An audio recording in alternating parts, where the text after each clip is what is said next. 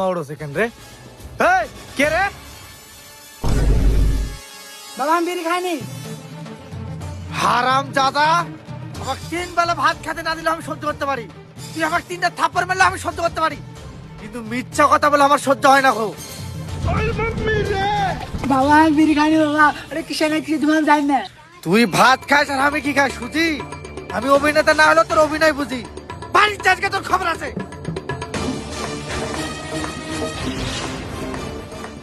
দেখো যে তোর ম্যাডাম কিভাবে মিথ্যা কথা বলেছে। এটা কি লাগছে দেখতে পাচ্ছিস? এটা এমন একটা রোবট, এর সামনে তুই যদি একটা মিথ্যা কথা বলিস তোর কানের নিচে চটকে গরম করে দিবে। এখন তুই বল বিড়ি খাচ্ছিস কিনা? বাবা আমি সত্যি বিড়ি খাইনি।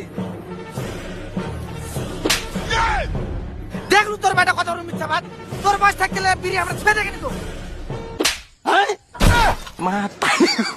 ঠিকই আছে, যেমন বাপ তেমন তার বেটা।